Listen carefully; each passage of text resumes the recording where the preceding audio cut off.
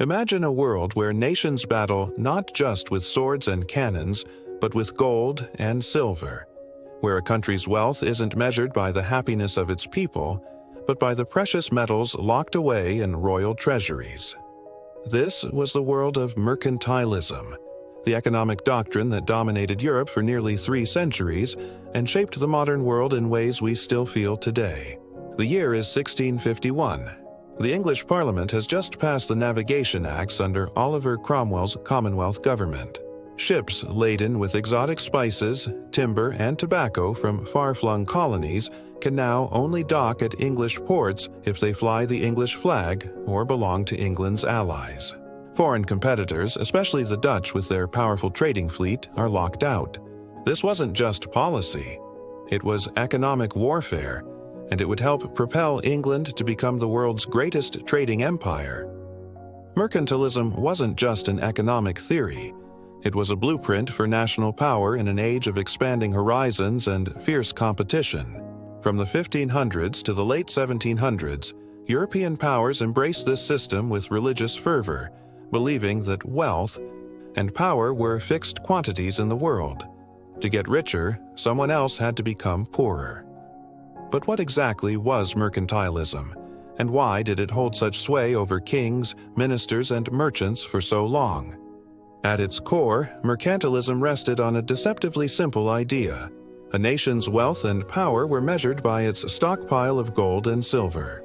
As the Spanish conquistador Hernán Cortés reportedly told the Aztecs in 1519, "I and my companions suffer from a disease of the heart which can be cured only with gold." This obsession with precious metals wasn't mere greed.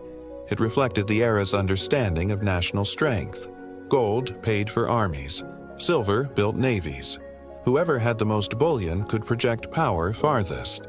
Thomas Moon, director of the English East India Company and one of mercantilism's greatest champions, wrote in his 1664 treatise England's Treasure by Foreign Trade. The ordinary means to increase our wealth and treasure is by foreign trade, wherein we must ever observe this rule, to sell more to strangers yearly than we consume of theirs in value. This surplus would be paid in precious metals, increasing the nation's wealth. Jean-Baptiste Colbert, France's powerful finance minister under Louis XV from 1661 to 1683, put these principles into practice with remarkable determination. When he took office, France's treasury was depleted after decades of war and royal extravagance. Colbert implemented a comprehensive system of tariffs, subsidies, and regulations designed to make France self-sufficient and export-oriented. Under Colbert's direction, the French state established royal manufactories for luxury goods like the famous Gobelins tapestries and Sèvres porcelain. He recruited skilled artisans from across Europe, sometimes through outright kidnapping, to transfer technical knowledge to French industries. In 1667, he issued comprehensive regulations for textile production, specifying exactly how many threads should be in each type of cloth and imposing harsh penalties for deviations.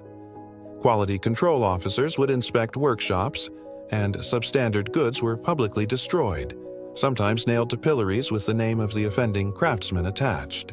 The French, Colbert declared, must be forced to prosperity. His policies were so influential that the French term for state-directed economic management, Colbertism, became synonymous with mercantilism itself. The intellectual underpinnings of mercantilism weren't limited to accumulating gold and silver. The system encompassed several key principles that governed economic thinking for generations. First was the belief in a zero-sum world. As English philosopher Thomas Hobbes wrote in 1651, international trade was fundamentally competitive. If thy neighbor grows rich by any other means than his trade with thee, he grows dangerous. Wealth couldn't be created, only transferred from one nation to another. Second came the obsession with a favorable balance of trade. Nations strove to export more than they imported, ensuring that gold and silver flowed into the country rather than out of it. The Scottish economist James Stewart captured this sentiment in 1767. He who sells his industry for money is growing richer. he who pays money for industry is growing poorer. Third was the central role of the state in economic management. Governments regulated wages, granted monopolies, built infrastructure, and enforced quality standards, all to enhance national power. Spanish writer Jerónimo de Ustariz urged in 1724 that the sovereign must act as the father of a family who would never permit one of his children to purchase from strangers what another of his children could supply. Fourth was the emphasis on population growth. More people meant more workers, more taxpayers, and more soldiers. As the French economist Antoine de Montchrétien wrote in 1615, "The strength and wealth of kings and princes lie in the number and opulence of their subjects." Finally, colonies were seen not as independent economic entities, but as subordinate appendages of the mother country, existing primarily to provide raw materials and purchase finished goods. The Spanish crown's brutal monopoly on colonial trade through the Casa de Contratación in Seville exemplified this principle from 1503 until the late 18th century. The real-world application of these principles transformed the globe. Consider the Portuguese monopoly on the spice trade in the early 16th century. After Vasco da Gama discovered the sea route to India in 1498, Portugal systematically built fortified trading posts from East Africa to the Moluccas in Indonesia.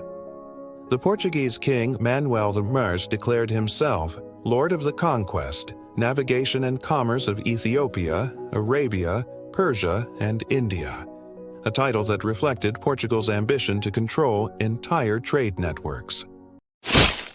In April 1511, the Portuguese commander Afonso de Albuquerque captured the strategic port of Malacca on the Malay Peninsula, giving Portugal control of the narrow strait through which most Asian spice trade passed. With ruthless efficiency, Portuguese ships patrolled these waters, forcing Asian merchants to purchase cartazes, Portuguese trading licenses, or risk having their vessels sunk and crews executed. This monopolistic system allowed Portugal to mark up the price of pepper by 2,500% between purchase in India and sale in Europe. Spain's exploitation of South American silver mines provides another stark example of mercantilist practices. The discovery of the massive Silver Mountain at Potosí, in present-day Bolivia, in 1545, transformed Spain into Europe's wealthiest nation overnight. Using the brutal mita system of forced indigenous labor, Spanish authorities extracted approximately 45,000 tons of pure silver from Potosí between 1556 and 1783. At its height in the 1590s, Potosí's population of 160,000 made it larger than most European cities. The human cost was catastrophic. The Spanish priest Bartolomé de las Casas wrote in 1552 that the indigenous workers are not treated as human beings, but as beasts of burden. Toxic mercury used in the refining process poisoned countless workers, while brutal working conditions and disease decimated the population. Yet the Spanish crown persisted because these silver flows fueled its imperial ambitions and mercantilist economy. The Navigation Acts implemented by England beginning in 1651 represent perhaps the most successful application of mercantilist principles. These laws mandated that goods imported into England must be carried either in English ships or ships from the country of origin. Colonial goods could only be shipped to England or other English colonies. Foreign ships were prohibited from coastal trade between English ports. The acts directly targeted the Dutch, who had developed Europe's most efficient shipping industry. As English merchant Roger Coke noted in 1670, "The Dutch have the trade of the world, and we must wrest it from them, or they will wrest our trade from us." The Navigation Acts succeeded dramatically. England's merchant fleet grew from 162,000 tons in 1660 to 323,000 tons by 1688, while Dutch shipping and shipbuilding declined. The consequences of these policies extended far beyond balance sheets. When the English Parliament passed the Molasses Act of 1733, imposing heavy duties on molasses imported from non-British colonies to British North America, they unwittingly planted seeds of revolution. American colonists, accustomed to trading with the French West Indies, turned to smuggling rather than paying exorbitant taxes. The resulting cat-and-mouse game between colonial merchants and British customs officials generated lasting resentment. The American founding father John Adams later reflected that the economic restrictions cost this nation the blood and treasure of the American War. Indeed, when Thomas Jefferson drafted the Declaration of Independence in 1776, cutting off our trade with all parts of the world appeared prominently among the grievances against King George III. Mercantilism also drove colonial expansion and conflict. The 7 Years' War, 1756-1763, often called the First True World War, began largely as a contest for colonial markets and resources. The French and British battled not just in Europe but across North America, the Caribbean, West Africa, India, and the Philippines, all to secure the raw materials markets and trade routes that mercantilist doctrine deemed essential for national power. At the 1763 Treaty of Paris ending the war, France surrendered nearly all its North American possessions to Britain. The French Foreign Minister Étienne-François de Choiseul reportedly consoled himself by predicting that without the French threat, Britain's American colonies would soon declare independence, a prophecy fulfilled just 13 years later. As the 18th century progressed, cracks began appearing in the mercantilist edifice. In 1776, the Scottish philosopher Adam Smith published The Wealth of Nations, delivering a devastating critique of mercantilist assumptions. Smith argued that wealth consisted not of gold and silver, but of goods and services that improved people's lives. Trade was not zero-sum but mutually beneficial. As he famously wrote, "It is not from the benevolence of the butcher, the brewer, or the baker that we expect our dinner, but from their regard to their own interest."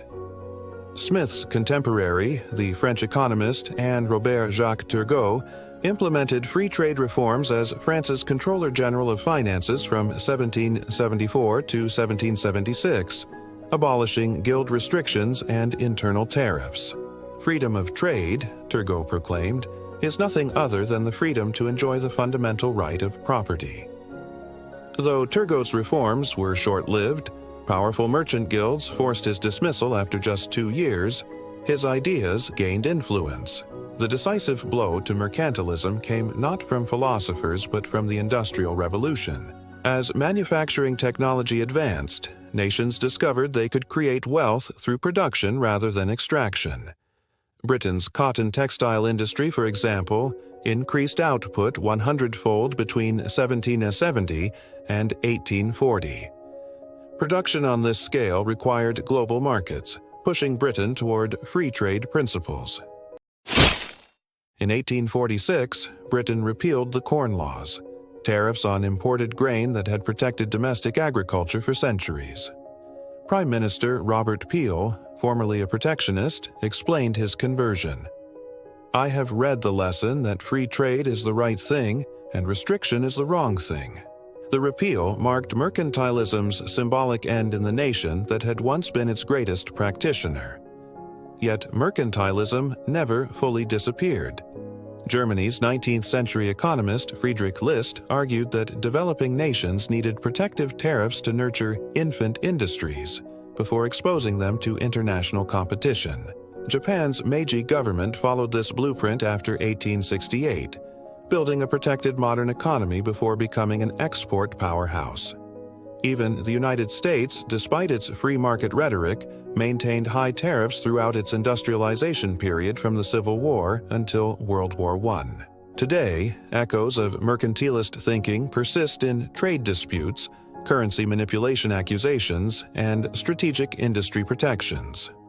When nations speak of economic security as national security or worry about trade deficits, they channel concerns that would have been familiar to Colbert or Mun centuries ago. The study of mercantilism offers more than historical curiosity. It reveals enduring tensions between national self-interest and global integration, between state direction and market forces. As we navigate our own economic crossroads, the mercantilist era reminds us that economic policies are never purely about efficiency or wealth. They reflect deeper beliefs about power, security, and the proper relationship between government and commerce. The Navigation Acts, the silver mines of Potosi, Colbert's manufacturing regulations, these weren't just economic policies.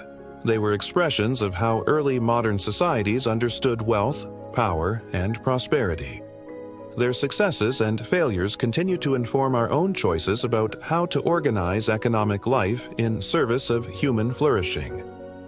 As we face our own economic challenges, from global supply chains to digital currencies, from industrial policy to environmental sustainability, we would do well to remember mercantilism's central insight. Economic decisions are ultimately political decisions, reflecting our values and aspirations as much as our material interests. We've got some amazing content coming your way. Subscribe now so you're first in line for fresh insights and all the good stuff you won't want to miss.